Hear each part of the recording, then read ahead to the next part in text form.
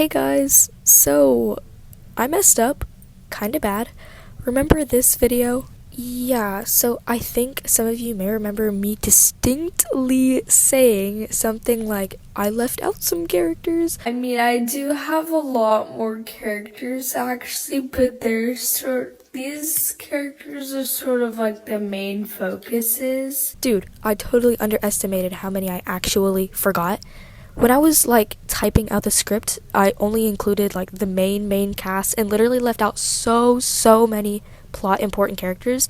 It'll actually blow your mind how much you don't know right now just because I'm literally dumb and left them all out. I'm honestly kind of embarrassed that I don't exactly have the ability to make animations about the plot and characters and y'all be able to pick up all the information from there, and instead I have to rant about the plot in this form of video. I mean, not to say I won't make animations or anything, more of those will come after this. I just need to make this video to like give extra context because yeah. So anywho, intro done, and on to the result of my horrible mistake.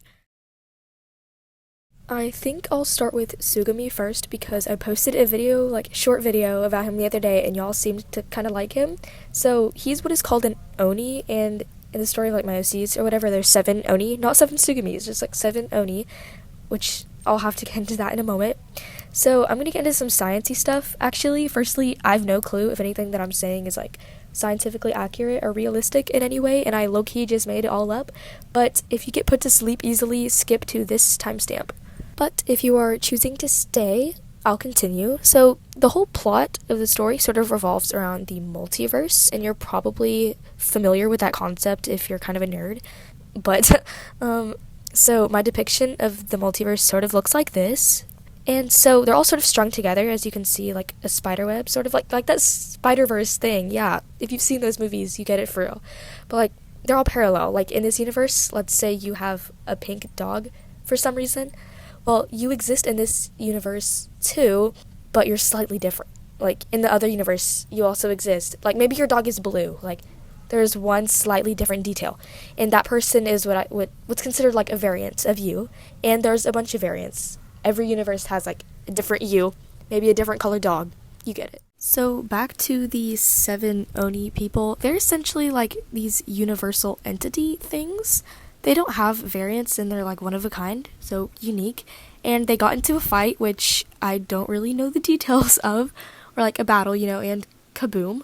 So between 2 universes, like they get that little blue line thing from earlier, they basically blew up a big hole and just made a new universe, like completely on accident. But the thing is, like this one is one of a kind as well, so there are no people in it. Like no parallels, nothing. But instead, it sort of sucks people out of their universe to populate itself, and it's how the variants interact. Like, what if the pink dog person and the blue dog person got sucked out of their universe and into that one? That's basically, like, how you get to meet yourself. Like, it doesn't always happen, but, yeah. So, this is what happened to Cassie, the main character, and that's how the story happens. Obviously, there's much more details. I'm kind of just describing it vaguely, but yada yada, like, sciencey stuff over. So back to the Oni. I totally derailed. So Sugami, actually, I think I was on the topic of Sugami. So he is the Tanitra Oni, basically like the god of electricity and like magnetic fields, this, that, and the other. Also, like I say terms like god loosely because they aren't really gods, just like powerful beings, if that makes sense. Like they won't function like most religious gods or deities, and they aren't attached to a religion. But anywho, other than that, Sugami, if you can't tell, is a rather flamboyant and fun guy. Out of the 7, he the most wants to help the mortals with the issues that are like in the plot, story related. Meanwhile, the other 7, to like a degree at least, don't want to interfere with the mortals or humans because they're not their creation.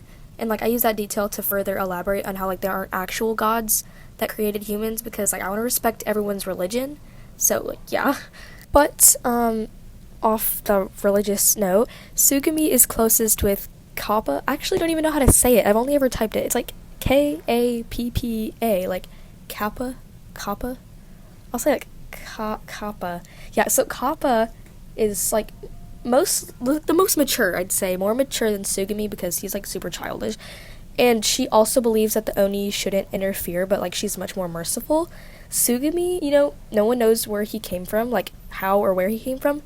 In other words, I don't know either, because I haven't sorted that out. but basically it can be inferred that he is born as an Oni. Kappa, however, was born a human. This was like thousands of years ago, by the way, like a long time before the creation of the universe formed from the battle, obviously. She can't remember anything from her human life other than the fact that like she once was a human, and she's like the only Oni who used to be one. That or all the Oni had already forgot, which like totally isn't foreshadowing or anything. Oh my god. Anywho, back on track. I'm like looking through my notes while I read my little script, and because most of the Oni can't remember that they're humans, they're like, is it much lore? I mean, like, so basically we're cooked?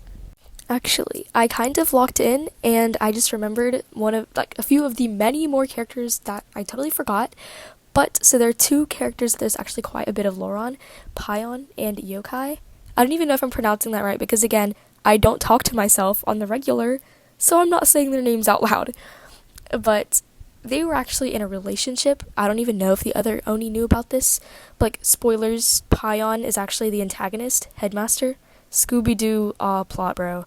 But, like, no one knows Headmaster is Pion because for hundreds of years, Pion had gone missing and was presumed to be, like, dead. Wait, okay, so, like, I'm actually hearing this for the first time, too, because I haven't read my script or my notes in a hot minute, so popcorn moment, guys. So, Visos, I don't know. So, a small fraction of power that the Oni can lend to any given mortal if they please for any given reason. The reason is typically, like they've done a great deed or something, like something really nice and powerful and helpful. So back in the day, like a while ago, lots of humans had Visos. That was until people started to use them for bad, as humans do. And the Oni didn't want to stop giving out Visos because like the more they gave out, the more popular they got. It was like a glory thing. Like Sugami and Yo-kai were known for giving out the most of like their Visos, so more people made shrines and statues of them and whatnot. This made them happy because, you know, glory. But because of the rise in bad activity, the Oni decided to make a deal. Despite their want for glory, they had to stop giving out Visos, at least for just a little bit, until like the next few generations of humans. So they acknowledged that they'd probably start after like a few hundred years. Time works differently for Oni because they live like super long. But anywho, Yo-kai and Pion went against the pact and decided to continue just for the fun of it. Yo-kai proposed a competition. I almost said competition. Whoever would give out the most Visos in the next 100 years could continue, and the loser would never do it again. Basically, like a total slap in the face because, you know, the Oni love their glory Visos. Eventually, the 100 years pass and Pion loses the competition, but because the two were like in a relationship, Pion was hoping that it was just like a friendly joke and that the conditions weren't real. But Yo-kai was serious about it and really wasn't messing around. And almost immediately after, the humans start improving as they realize their behavior caused a lack of Visos, and the other Oni reluctantly begin giving them to the people again. All of them except for Pion. The time comes for the 100-year annual Oni festival, and Pion hasn't been giving out Visos for like that amount of time, like about 100 years. And the humans were quick to notice that Pion hadn't returned. She presumed to have like abandoned the humans, and they didn't celebrate her. Out of her anger, Pion visited Yo-kai and disguised the occasion as like a date or a hangout because they hadn't seen each other since like the announcement of Pion's loss of like the challenge. Mind you, like the other Oni don't know about this, so it's like all a mystery to them when the thing happens. At this date, Pion kills Yo-kai and continues her facade as like the universe's dictator, because that's kind of like her side hustle, and she leads the citizens further and further from the truth as they follow her blindly while still looking for their beloved Yo-kai. It doesn't get much better from here. Pion, while a horrible person, had a tragic, horrible past as well that just now, looking through my script, I kind of just now remembered.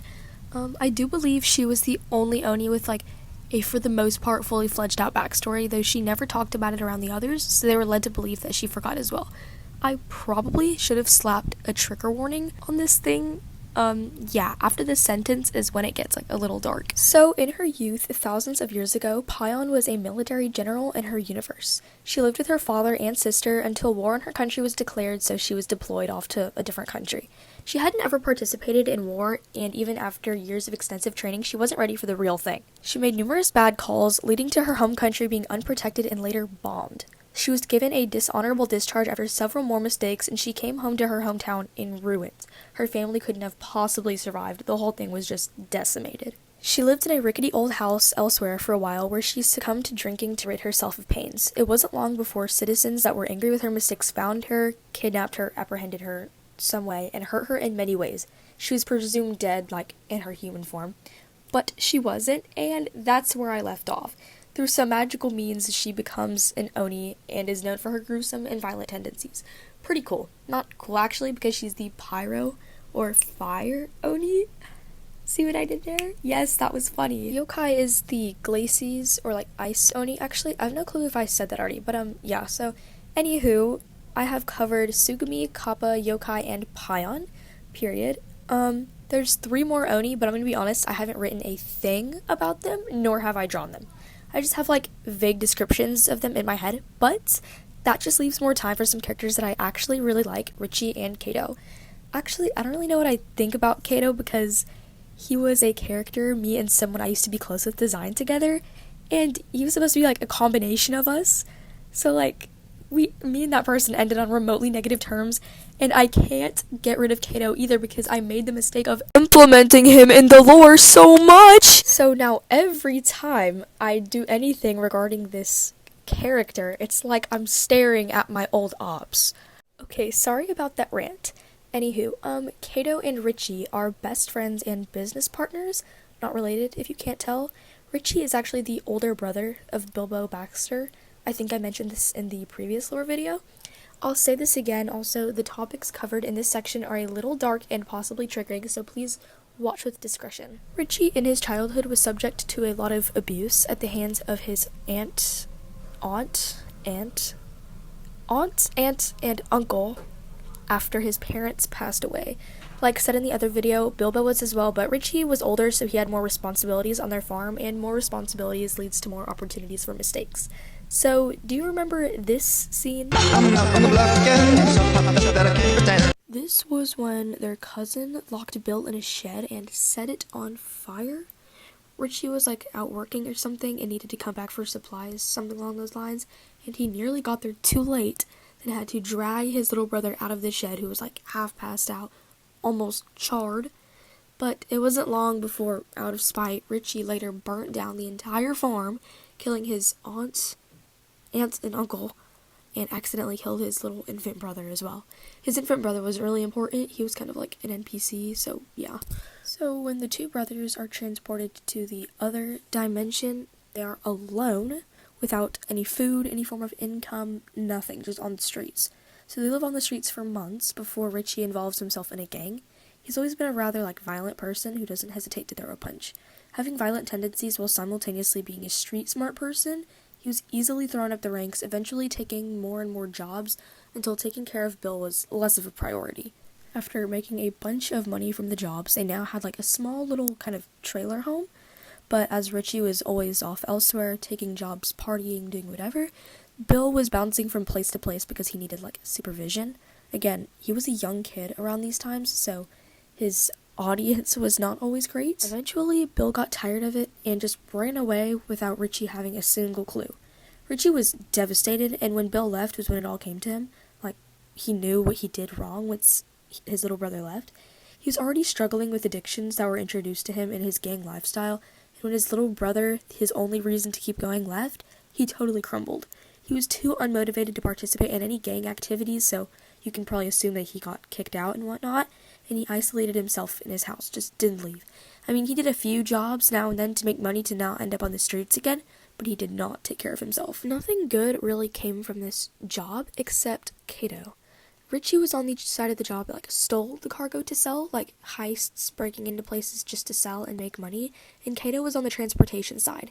He'd take the supplies around on a ship he worked on, and he'd just take it to the people who ordered it. Transportation, basically. He was an Amazon driver. So Kato was a decently average guy, and being 19 years old like Richie, they instantly clicked despite how different they were. Kato grew up in a stable home with both parents and 6 siblings. It was a lot, yes, but despite this, he didn't even have financial issues. His life was essentially spotless, but Kato still managed to be sympathetic and could thoroughly understand those less fortunate than him. I believe this is where Raina comes in. Surprised I haven't mentioned her yet. She's Keith's older sister, I'm pretty sure I brought her up in a previous video. Sorry, I know I sound like I'm advertising it, but seriously, that's just where the root of the content is. So Raina and Keith were separated when they both were teleported to the separate dimension. Raina lived for years all alone out in the streets, surviving off scraps, while Keith had it much easier. Almost immediately, Keith had been found by a woman and she took care of him, which is funny. This kind of implies that, like, maybe he had a different name. Like, obviously he did because he was born in Japan, but, like, he couldn't remember because he was, like, a little baby and whatnot, and eventually grew accustomed to the name that the woman called him. I don't know what name I would have picked for him, like, I don't know. But back to Raina, she lived on the streets for years until Yo-kai in her dying moments gave Raina a Viso. Mind you, the Oni aren't, like, there to hand you a Viso, it just, like, happens, like you sparkle or something? I don't know. As Raina had been, like, frail and weak, she could hardly handle the transformation and immediately fell into a coma while taking shelter in a shed she had broken into. That shed being in Richie's, like, backyard. So you can see where it's all coming together, you know. And 3 days later, as plot things are happening, the main cast stumbles across her while they're in Richie's home. She can't remember a single thing, and of course, her and her brother cannot recognize each other. She doesn't remember her own name, so she gives herself, like, a nickname, like Quilt or something, like a blanket bro. But for the majority of the story, she's totally passed out, drifting in and out of a coma. So, like, you don't think she matters. And then, boom, third book. She's, like, high and mighty because she's the last human alive, I believe, with a Viso. Glacies Viso? Is that even what it's called? I don't pay attention to my own lore. I think that's what it's called. But yeah, second book, things change a little bit. A few people die, you know. After the dethroning of Pion/Headmaster, a new Oni is in charge of the universe. I'm not going to spoil too much because I want to have at least a little material to work with for animations, but the Oni, in a desperate attempt to keep their people together after their government, like, essentially shut down, they choose Raina sort of as, like, a replacement Oni. She's treated like a celebrity, constantly the buzz of the town. You know, I don't actually know how to tell some of the lore without getting too involved in the plot. Just, like, know there is a lot of change in her character as she goes from, like, a young homeless girl looking for her baby brother to a young, corrupt woman seeking nothing but power and wealth. It's pretty drastic. I mean, like, we do get a good trio out of it, so that's, like, kind of cool. I mean, all in all, I'm so glad I made this video because I really want to get my characters out there. Still a little mad for messing up, just a bit. But if you stayed this long, thank you for watching. I'm sorry if I didn't dive into more, like, plot-aligned details if you wanted that, because I was really trying to stray away from the plot because I want more plot-themed things to be for animations, and I'm just giving you all the extra context here. And if you stayed this long, just thank you for watching, and adios.